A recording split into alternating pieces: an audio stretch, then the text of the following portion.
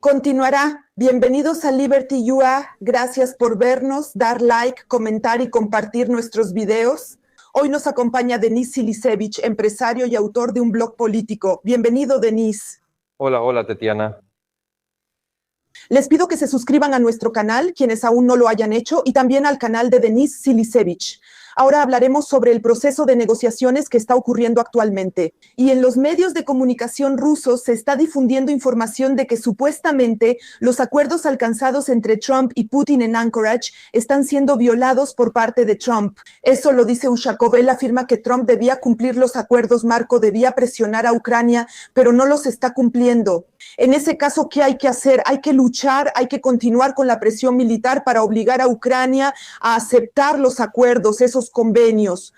¿Cree que Trump está incumpliendo algún acuerdo o es una invención rusa?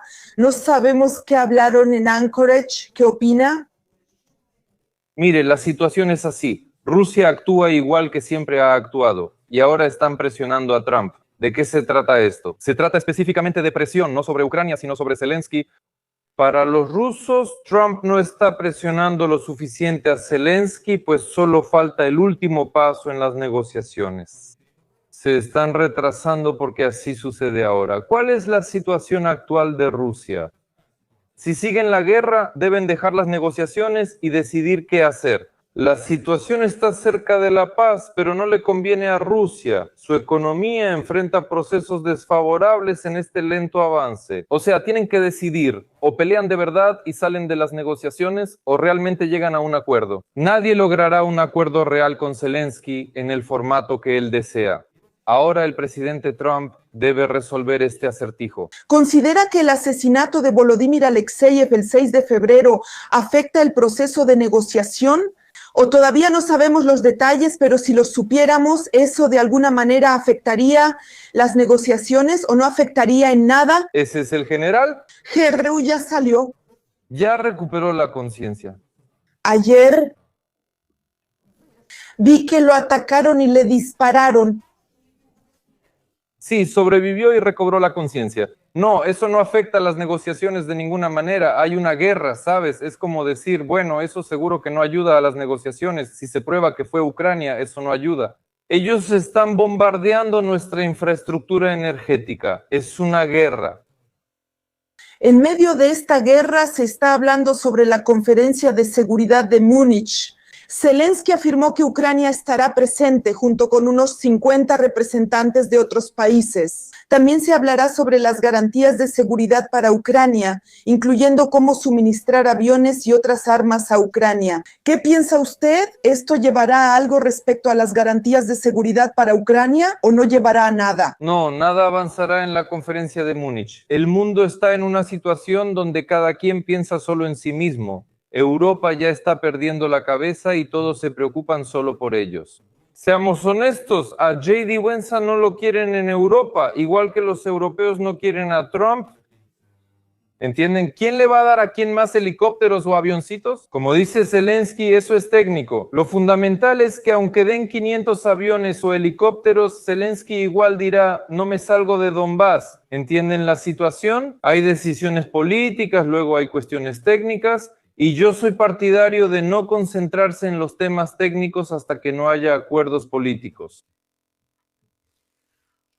En cuanto a los acuerdos políticos, se trata de que Ucrania debe ser incluida obligatoriamente en la Unión Europea, debemos convertirnos en miembros de la Unión Europea. Zelensky destaca que esto es una garantía de seguridad. Por otro lado, vemos que la Unión Europea le ofrece a Ucrania condiciones como de segunda categoría, es decir, no podemos ser miembros plenos de ella. Pero la Unión Europea también nos impone condiciones que debemos aceptar. Por un lado está la reforma democrática, la reforma judicial, debemos demostrar que tenemos democracia. ¿Qué piensa usted? ¿Cómo lo hace este gobierno? Zelensky planea demostrar esto a Europa ante la posible inclusión de Ucrania en la Unión Europea. ¿No habrá membresía de Ucrania en la Unión Europea? Antes se pensó en una membresía limitada de Ucrania en la Unión Europea sin derecho a voto, pero ya no se contempla. Ahora, en pocas palabras, hay que darle algo a Zelensky con tal de que pueda venderlo en las elecciones. Membresía parcial. Ni siquiera se puede llamar así, pero es algo por el estilo. Voy a explicar para qué le sirve esto a alguien más, además de Zelensky. Desafortunadamente, para mi gran pesar, Ucrania se ha convertido, durante todo el tiempo de su existencia, en un pozo para el robo y el lavado de dinero. La esencia de cualquier membresía es que aquí llegarán primero, lo tomarán y luego dirán que no. Entonces, ¿para qué sirve algún tipo de membresía? ¿Qué es la membresía? Miren, vamos a pensar, ¿para qué la gente quiere la membresía? La gente quiere la membresía para poder abrir una cuenta bancaria, estudiar, vivir en Europa sin restricciones de tiempo ni de plazos y participar en diferentes programas de Europa. Es decir, como un ciudadano pleno de la Unión Europea, estar protegido, ya que el ciudadano de la Unión Europea tiene derechos legales. Esas son las cosas de libre visado, incluso con otros países como tú. Bueno, en resumen, hay muchísimos matices y aquí no se ve nada de eso, ¿entiendes? No se ve nada de eso. Esto es política en su forma más pura. Zelensky quiere algo para presentarse en las elecciones. Una persona bajo cuyo mando 5 hombres mataron a otro ucraniano, muchachos. Han visto esos casos donde entre varios lo matan a golpes, así actúan los del TCC. En el tribunal dicen que ya está tranquilo, ya había sido golpeada cuando la vimos. O sea, cuando hicieron eso con el país, es una pesadilla total. Cuando grupos fascistas caminan por las calles, cuando hay odio entre la gente y todos contra todos, un presidente así no puede ganar. Y les diré, ahora publican encuestas, no sé si iban a preguntar, supuestos ratings, partidos, pero la mitad ni existen en realidad. ¿Entienden? Ahora no puede ganar una persona con una retórica belicosa, eso simplemente acabaría con Ucrania. La verdad, no sabemos cómo la gente va a tratar a los militares, a aquellos que quieran convertirse en presidente. Vemos en las noticias y leemos y a menudo los militares también lo buscan. La Oficina Estatal de Investigaciones mostró un esquema de corrupción en el que se basaba el robo de productos para las Fuerzas Armadas de Ucrania. ¿De qué se trata? Dicen que daban verduras y frutas podridas a las Fuerzas Armadas de Ucrania y algunas se tiraban. Preparaban sopa, horneaban o hacían ensaladas con eso y lo servían a los militares, porque cada semana se lavaba 1 millón de grivnas en un esquema de corrupción y todavía no sabemos cuántos daños le causaron al Estado. Pero lo importante es que el implicado principal en este esquema era un mayor de las tropas de asalto aerotransportadas de Ucrania. Eso es lo que causa confusión, señorita. Dígame, ¿cómo puede comentar al respecto? Es una pregunta compleja. Primero, no debemos creer que todos los militares son perfectos. Son personas como cualquiera. Hay buenos y malos. En segundo lugar, cuando una parte de nuestra sociedad, de nuestro pueblo, intenta decir que somos especiales, que somos fantásticos, que todos deben amarnos y adorarnos, que somos increíbles. No, no somos increíbles. Tenemos ratas que roban la comida de los soldados durante la guerra. ¿Entienden? No veo nada admirable aquí y debemos aceptar que tenemos muchos problemas. No somos grandes ni perfectos, pero podemos llegar a serlo. Para lograrlo hay varios puntos que debemos cumplir. Son muchos, pero no se mencionan. Enfócate en lo principal, no hay debate público sobre esto. Unos atacan a otros a distancia, esos también, y a otros los llaman prorrusos u otra cosa, todo es así. Punto. ¿Dónde está lo constructivo? Y otra pregunta, bueno, no hay nada constructivo, pero la gente realmente quiere algo constructivo. Yo mismo me hago esa pregunta. Si ves los comentarios que nos dejan, espero que hoy también lo hagan. La gente demanda una vida normal. No puedo decir que sea por justicia, honestidad o decencia. La gente solo quiere vivir una vida normal. Si seguimos hablando de estos productos, ¿qué hacemos? No podemos esperar reformas 1, 2 o 3 años. Los soldados necesitan comer ahora. ¿Cree que debería existir un grupo independiente de auditores con figuras públicas o ciudadanos incluidos? ¿O cómo asegurar el suministro de productos alimenticios para los militares ahora? Les diré cómo los militares deben regresar a casa, cómo terminar la guerra, los militares deben regresar a casa, ir a comprar los productos uno mismo para que nadie robe nada, prepararlos y comer así es como debe ser, y lo mejor sería tener la oportunidad de ir a un café. El militar, por haber luchado, debe tener la posibilidad financiera, me refiero a la oportunidad, y así deben ser las cosas, la guerra debe terminarse. Todos estos, como usted dijo, los activistas públicos, las comisiones, los consejos, esto es una táctica común en Ucrania, hablar demasiado de cualquier tema. Bueno, en general, ¿cómo llevarlo todo al ridículo? Ahora estoy viendo esto, usted habla de este tema, pero no puedo decir que sea insignificante, simplemente es inmoral concretamente. Algunos casos tienen más resonancia, como el de Baganian, que testifica contra Bakanov, ex jefe del SBU y amigo de Zelensky. Y ahí está la comisión, como usted dice, la comisión. ¿Quién está en esa comisión, Alexei Goncharenko?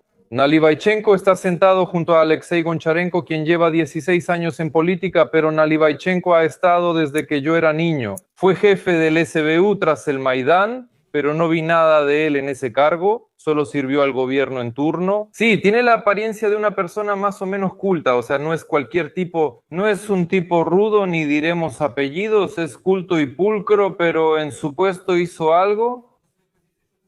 No, y discúlpenme, el cargo de jefe del SBU es, wow, ¿qué cargo es ese? Por eso todo eso es inútil, esas comisiones no funcionan, ¿entienden? Aquí no se trata de controlar, es otra cosa. El que sabe qué hacer, en quién confía de verdad el pueblo, lo sabe. No es solo que yo lo sepa todo. Ahora, como ven, después de lo que dije, se activaron personas inesperadas, bueno, esperadas e inesperadas. Por ejemplo, Alexei Goncharenko, ya lo discutimos, se activó. Hoy, aquí Geoleros, ¿cómo decirlo? Comienza a volver. Estimados ucranianos, qué maravillosas palabras sobre la mejora de las condiciones de competencia. Disculpen, ¿qué malditas condiciones de competencia pueden haber cuando todo fue dividido en dos partes por el señor Yermak y el señor Zelensky? Zelensky tiene a un tal señor von Mindich, a quien le registraba todos sus activos y todo lo robado del señor Yermak, un oligarca llamado Maxim Kripa. Tengo una pregunta, ¿de qué condiciones competitivas se puede hablar, señor presidente? Mi pregunta es concreta para usted. El año pasado usted dijo que si alguien de su entorno estaba involucrado en corrupción, usted renunciaría. Toda la oficina del presidente está completamente podrida por la corrupción. Su Yermak se reúne en secreto con sus asesores, con sus embajadores y resuelve asuntos para encubrir el caso de Mindich. Señor presidente, ¿qué más pruebas necesita para presentar su renuncia? Por supuesto, todos los ucranianos sueñan con la muerte de Putin y de cada bastardo que pisó Ucrania. Pero igualmente, señor presidente, cada ucraniano sueña con que después de usted llegue una persona de principios que lo meta a usted y a toda su maldita banda criminal en la cárcel. ¡Gloria a Ucrania! Nada de esto es casualidad. Pronto habrá elecciones y Kim primero pidió terminar la guerra y ayer dijo que apoyen a Volodymyr Alexandrovich. Estoy seguro que será presidente, así lo veo. Natalka Masichuk publicó que si piensan que trabaja para la oficina, que se vayan al diablo. Todo esto es tan desagradable, lo ves y te da asco. ¿Saben por qué? Porque he vivido casi toda mi vida en Ucrania y seguiría viviendo allí hasta hoy. Y si otra vez es lo mismo, otra vez los mismos errores, pues la verdad ya no sé qué hacer. Esto ya se ve tan tonto desde afuera, no le ofrecen nada nuevo a la gente. ¿En qué creen? ¿De verdad creen que alguien puede hablar en la Rada Suprema? Apoyo a quienes se oponen al régimen de Zelensky y luchan por dinero. No me importa, pero sin protección no pueden actuar así. Alexei Goncharenko actúa así porque alguien se lo permite. Yo solo comento su comportamiento llamativo. ¿Cómo revivir una discusión normal? Porque, como dices, si eligen lo mismo, es imposible de creer. La gente quisiera ver a otros candidatos, pero esos otros candidatos no pueden entrar en la discusión política. Hay una sola maratón, nadie los invita ahí, y también dices que te cuesta creer que la gente elegiría a Zelensky. ¿Y cómo llegar a los demás? ¿Cómo verlos? Ahora anunciaron que en primavera abrirán en Ucrania una sucursal de Newsmax, el canal favorito de Trump. Vamos a ver qué sucede. Transmitirá en 3 idiomas, ruso, inglés y ucraniano. Por supuesto, vamos a ver a qué oradores van a permitir ahí, porque no quiero decir nada antes de tiempo, pero también tengo información contradictoria al respecto. Vamos a ver a quién va a invitar cada quien y a dónde. De paso, me surgió otra pregunta para usted cuando habla de aquellos que tienen experiencia. Entonces, veamos lo que están haciendo ahora para evitar alguna catástrofe. Oleksiy Goncharenko tiene gran experiencia en energía, pero nuestros invitados y otros le dejaron malos comentarios. ¿Por qué a él? Abogó por reconstruir el sector energético y presentó propuestas y solicitudes a Yulia Svorodanko, pero no respondieron. ¿Las personas con experiencia fueron desplazadas por este gobierno o no hicieron lo suficiente? No sé si reconstruir el sector energético es repararlo o algo más. Es proteger y restaurar, sí. Bueno, eso es populismo ante todo. Está claro que hay que reconstruirla, pero no es el punto. Dijiste experiencia, pero ¿cuál tiene Alexei? Ahora creerán que quiero perjudicarlo. Hablamos mucho de él, pero ¿qué experiencia tiene? Él está en la política desde los 16 años haciendo campaña de casa en casa, tiene experiencia en eso. Yo no la tengo ni la quiero, pero fuera de eso no tiene experiencia en nada. En cuanto a la comida y sobre que los militares podrían comer en restaurantes, estaría bien si fuera así. Mijailo Fyodorov pide que más personas vayan a las trincheras, pues hay demasiados militares en la retaguardia. La logística y los cuarteles apoyan a varias unidades, lo cual no es eficiente. Hay que cumplir las tareas en el frente. ¿Qué opina si eso ocurre? ¿Bajo qué criterios elegirán a quién enviar al frente? Retaguardia. Sus preguntas no tienen respuesta definitiva, deben analizarse por partes. Primero, Mijail debe ponerse el uniforme e ir al frente, de preferencia como asaltante. Cuando usted necesite cambiarse el pañal, quizá no hablaría igual. Es fácil hablar y mandar a otros, usted lo sabe. Yo sé exactamente lo que realmente sucede en el frente y lo que es una guerra de verdad. Bueno, por lo que me han contado, porque yo no estuve ahí personalmente, pero por lo que cuentan es aterrador y no se lo deseo a nadie, ni siquiera a Fyodorov. Sí, es cierto, mucha gente está en la retaguardia. De 1 millón en el ejército, unos 800.000 están ahí. Y simplemente están ahí en las cadenas logísticas, participan en los cuarteles y así sucesivamente. ¿Entienden? En el frente hay entre 200 y 250.000, quizá 300.000 en el mejor momento. Eso es lo primero. Lo segundo, claro que no puede ser eficiente. ¿Cuándo el Estado ha sido buen administrador? ¿Creen que arruinar una empresa estatal y no saber administrarla será diferente en el ejército? El ejército solo es eficiente si es profesional. Si los estadounidenses nos hubieran enseñado esta estructura, con salario, por contrato, y un ejército pequeño de 250 a 300.000 sería un ejército eficiente. Cuando detienen a todos los hombres, uno fue atrapado, otro no puede desmovilizarse y otro quedó herido. ¿Cómo puede ser eso si Akish Mihal ha cambiado de puesto 3 veces durante la guerra? Misha Fyodorov es nuestro ministro de defensa. No hay palabras, ¿entiendes? Hay que empezar de nuevo. Y aquí quieren, como siempre, robar, tapar todo con curitas, con cinta adhesiva. De alguna manera, de alguna forma se sostiene este castillo de naipes. No importa, podemos robar, sí podemos, cada vez más, nada más nos interesa. Usted menciona las elecciones y la preparación activa que se realiza. Nosotros ya la tuvimos. Marina Stanichuk afirma que hay preparación para las elecciones, pero no respondió si Zelensky se prepara para ellas. Él mencionó recientemente que los estadounidenses nos dieron una fecha límite para acabar la guerra antes de que inicie el verano. Matthew Whitaker lo negó y afirma que no se fijó un periodo tan específico. ¿Qué opina? ¿Cómo nos preparamos para las elecciones sin que termine la guerra? Ya casi es junio, las elecciones y el posible fin de la guerra. ¿Cómo participarán las personas y candidatos en estas elecciones? En primer lugar, la preparación para las elecciones ya se está llevando a cabo activamente dentro de Ucrania, la preparación técnica. Lo sé con certeza. ¿Cómo vendrán los otros candidatos? Ese es el problema. Que lo más probable es que de ninguna manera, ese es el problema, que lo más probable es que de ninguna manera. La visión del presidente Trump sobre las elecciones en Ucrania es algo diferente. Y Zelensky quiere hacer trampa. Si lo obligan a elecciones, él ya está listo, pero solo en su formato. Decirle a Trump: usted quería elecciones rápidas, nosotros podemos hacerlo rápido. Así es como lo conté en mi transmisión. Puedo repetirlo aquí con ustedes. Las elecciones se llevarán a cabo. No hay que pensar que cuando termine la ley marcial, después de 90 días, todas esas leyes funcionarán. Se aprobarán otras leyes. La ley marcial puede levantarse en cualquier momento o no hacerlo. Las elecciones pueden anunciarse una semana después del acuerdo marco. Es así de rápido. Sí hay plazos, aunque Whitaker lo niega. La formulación es distinta y no quieren hacerlo público. Además, lo que dijo Zelensky públicamente en realidad jugó en contra de Trump. Si llegas a un acuerdo privado, solo lo saben los grupos negociadores de ambas partes. Cuando Zelensky lo hizo público, les explico por qué. Si no logran la paz para el verano, Trump volvió a prometer y no hizo nada. Por eso, pues, ¿qué les puedo decir? Pronto habrá un desenlace, se los aseguro. Y Zelensky habla de eso, pero Estados Unidos como que lo niega.